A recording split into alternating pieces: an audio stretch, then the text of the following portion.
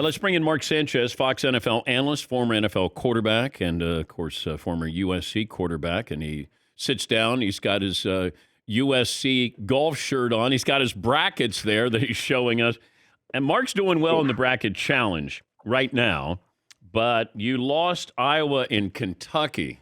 So you lost two of your Final Four teams. Still got Arizona and Gonzaga. No, well, I had Villanova, Kansas, Kentucky, Gonzaga. So just one Final Four team, right? I got you with Kentucky and Iowa. Wait, is this a mistake, Ton? That's the sheet I got. I'll take another look. Okay. I got Gonzaga, Kentucky, Iowa. Oh, no, I printed. No, you're right. I printed. I'm in another bracket with my brother and his buddies, and I printed the wrong one. Okay. My bad. Yeah. Are you on another radio show? Corrected. Yeah, all the other radio shows. Yep. Although, why are we Zooming today? We normally just do a phone call. Also, good morning. Yeah, good morning. I don't know. I love when we Zoom, but do you? Yeah. Like, okay. You know what? That makes one of us. It's good for this. The only thing that came out of the pandemic that was good was this, that you got to Zoom people. I agree in some ways, but the overzealous Zoomers, I'm out. Totally out. If it can be handled verbally on a phone call, like you have there's a visual element to your show. Yeah. Obviously, keeping Todd off camera is important, but you want to be, you got a lot of tchotchkes, you got a lot that the viewers need to see. I get that. But when people are like, hey, let's jump on a Zoom for 20 minutes, I'm like, for what? Well, that bothers me because it feels like, okay, good. Yeah, I have a problem with that. Nobody just calls you on the phone. It's got to be, we got to do a Zoom. Yeah. And so I do have a problem with that. But I think people want to look busy, like, did you say 20? 20 was the margin? Got it. Okay. Well, there are times when I'm on the phone and you hit mute and you can still hear what somebody's saying. And I can be talking to my wife or, I could be doing something and, I can't do that on a Zoom. Exactly. Yeah. 100%. Yeah. All right. Well, I'm glad you're here. I wanted to ask you about Baker Mayfield at the point of his career because you played 4 seasons with the Jets and then they were moving on from you, I think. Yeah. You were around 26 maybe.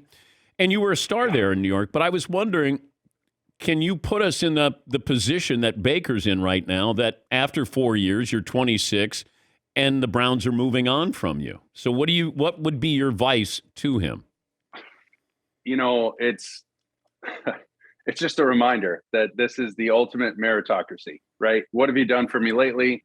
Is there something better? And if you remember going into my 3rd year, I want to say it was when Peyton Manning was getting ready to people were shopping him and seeing what was going on. And the Jets 100% kicked the tires on him. I have no doubt in my mind. And did that bother me? Of course it bothered me. I'm their franchise guy. We had just been to back-to-back AFC title games. Like, we're knocking on the door. We got a shot to really build something here. And they go, and, now in hindsight, if I'm the Jets, hell yeah, I'm going to go check out Peyton Manning. Hell yeah, I'm going to go look at his neck and make sure he can play and bring him in for a workout if he's willing and all this kind of stuff. And try and keep it under wraps for our young quarterback so he doesn't get, all hurt about it. But that's just the way it goes. That's the nature of this business. And it's unfortunate, but that's what you sign up for. And it's just a harsh and unfortunate reminder that when you sign up to play quarterback in the NFL, you sign up for everything. The good, the bad, the ugly, the injuries, the success, the failures.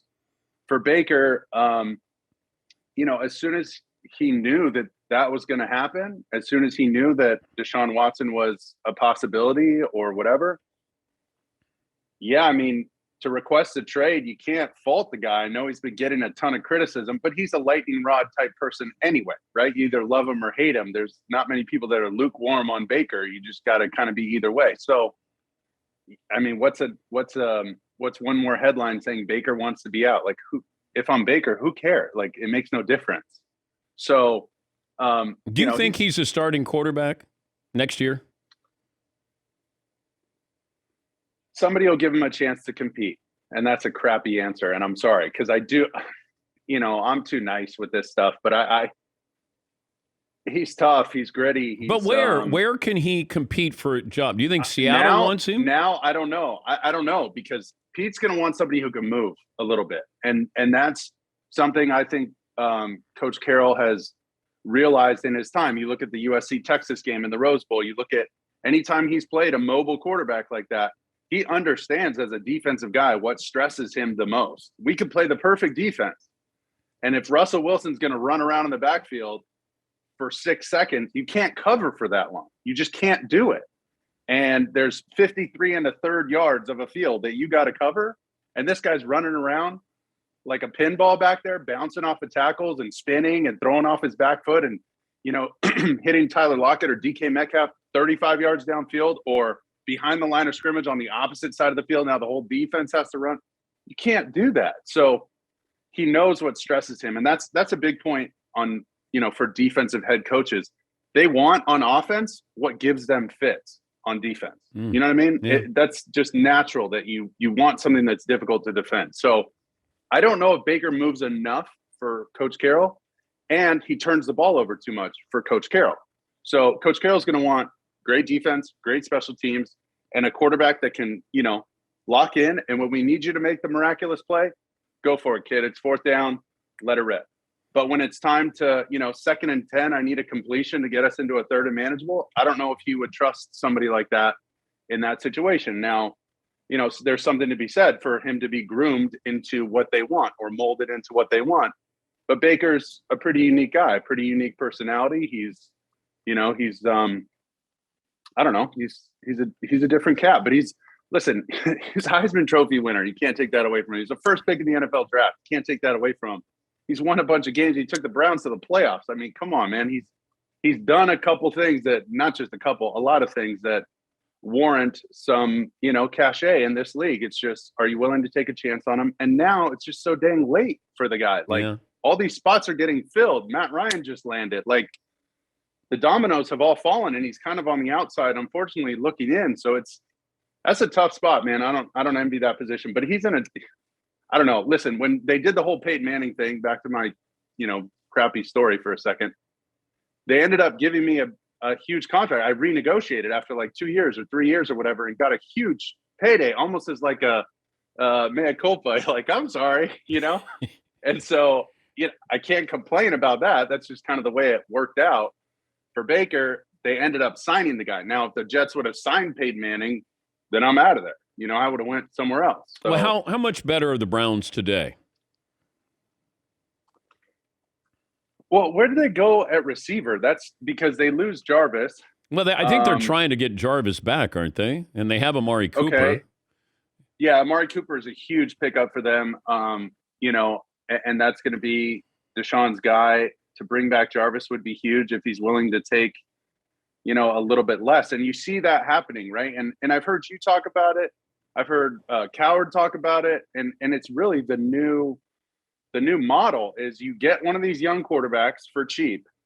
You build up the entire team around them. And after 4 or 5 years, whether you pick up their 5th-year option or not, then you decide, okay, is this guy worth this massive contract? And then we're going to have to dish out all these other players because we can't keep everybody. So when Aaron Rodgers takes that massive deal, Devontae Adams is standing there like, all right, man, I got to go get mine somewhere else. It's not personal. It's business. I'll see you later. And so when the quarterback, look at Joe Flacco, look at, he gambled like nobody's business, man. On that last year, no contract, nothing. Super Bowl MVP, Super Bowl champion, signs the $100 million deal.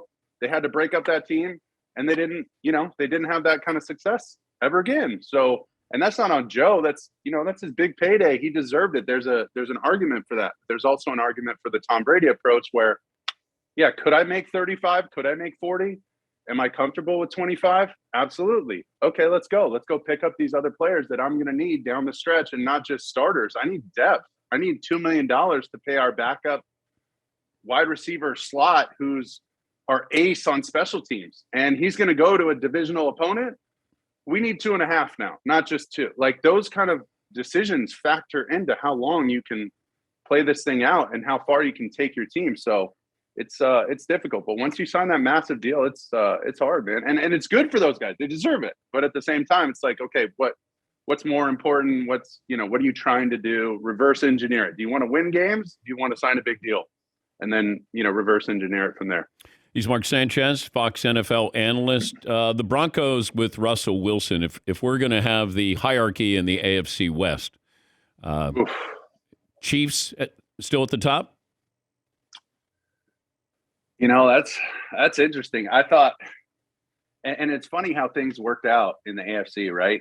Like you look at even Matt Ryan going to the Colts, like that's huge. They're in a division where, it's them and the Titans. The Titans slightly aging, might be, time for them to start to turn some of those pieces over. And, the Colts could run away with that division potentially. Who knows what happens in Jacksonville with Doug Peterson, first year, great quarterback. Let's see how that goes. But then he's got to play in the AFC. Who the hell's going to win the AFC? If you're in the NFC as a quarterback, that's like fast pass. That's like, carpool lane, HOV, like you're good. Just get to the playoffs. You might have to face Brady in the championship or Rodgers in the championship. Like that's where you want to be. In the AFC, it's bottleneck there. And there's so many good players, so many good teams. They just kind of, knock each other out. And what was crazy last year is the Bengals hang on. All they had to do was get in the tournament. They had the old, New York Jets mentality. Just get in the tournament. However you got to do it. If you got to back in the last day, the last night, because the Falcons lose and we win or whatever, and Indy sits their players and we win, whatever it takes, man, just get in. So if you're going to rank them, shoot. I mean, you got to take the Chiefs. They won the division last year, defending division champ. Give them you got to beat the champ to be the champ kind of thing. So I'd give them the number one slot. But after that, I feel like the Chargers are right there, man. And now with the Raiders, with their acquisitions, and the Broncos with their acquisitions, it's just kind of like one and then one ABC. Like I don't even know how you separate those guys. And it's all gonna play out obviously this season. But that's gonna be the fun are all these debates on who's gonna be this, who's gonna be that. I will say though that I think the Broncos might have won this trade now. If the Seahawks can play this thing right, and I don't know who the hell they're going to play at quarterback. Maybe it's Drew Lock. I don't know.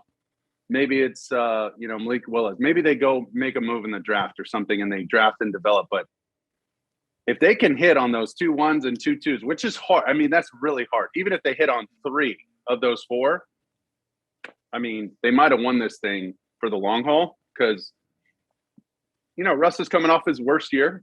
He's going to be motivated, of course. He's going to have, offensive weapons. He's going to have a great defense to help him. But I don't know. I mean, this could be – I think Seattle might have won this thing in the long haul. And in the next 5 years, you look at it, it might have been the right move for them. You're flying the USC colors. Are you going to practice today? I am going to practice today. Check out Coach Riley and those boys for the first day of spring practice, so I'm excited for that. Now, were you invited, or you just kind of show up? I always I've kept a close relationship with them. I'm like a Tennessee tick, man. I dug myself in; they can't get rid of me. Wow. So I love that place, and they know that. I support them like crazy. I was crushed when they lost their first game of the tournament. I was hoping our guys would show out a little bit, but we'll see. Do you help them recruit? Yeah, I mean, a little bit. I mean, if they need me, I'll call them up and let them know it's the best place in the world. No better weather. Maybe you talk to the moms. I'd use you for that, but I'd have you on a Zoom call. I don't want to hide the. I don't want to hide the moneymaker there, Sanchez. But it's all that M Drive product you guys got me. Whoa! I've been using this stuff. How about that plug? All right. I've really actually been using the brain, whatever. So now I'm not just a pretty face, Now I got the brain working. All 6 brain cells, buddy. I didn't know there were any left after your days in New York. Very funny. You got one more than Leinart. You got one more than Leinart.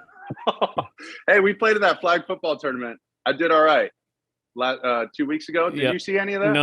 No. So Rodgers, they got Josh Allen, Aaron Rodgers, Matt Leinart, Sam Darnold, me, Kyle Allen, and Desmond Ridder. I think that's 8 of us. And we played on these flag football teams. People bid on the quarterbacks, like the first 2 quarterbacks. So somebody paid like $110,000 for Aaron Rodgers to be their quarterback. It was for RX3, a part of Roth Capital, this investment group that we're all in. Yeah. Dude, it was awesome. You should have seen these guys. I mean, Carson came back out of nowhere. Mountain man from Idaho, finally back in SoCal. The fact that they got him out here shocked me. And he's like my idol. So I always have to compose myself before I see Carson. But he was slinging it, man. But who was taking it? Who took it the most serious? Oh, as soon as the whistle blew, everybody. It was like, especially the older guys, I should say. But Carson, like Matt, like those, it was like, all right, here we go. The first game, we're kind of feeling ourselves out. Yeah. Like, okay, do we have any players on our team? By the second game, I mean, Carson was dropping dimes, just whizzing balls by these guys. And some guys were like former players. We had like Chris Conti, Dante Whitner, a bunch of dudes. And it was really fun. But, you get these guys that were, in venture capitalists and, guys who don't really play ball, like they might have played in high school or whatever, but they're just getting their hands bloodied up by a ball over the middle from Carson Palmer. It was awesome, man. It was the funniest thing I've seen in a while. That's great. That's great. Hey, it's great to talk to you as always. Have fun today at practice, and thanks for joining us. Yes, sir. Thank you, guys. All right, buddy. That's Mark Sanchez, Fox NFL analyst, and, of course, former quarterback at USC and in the NFL.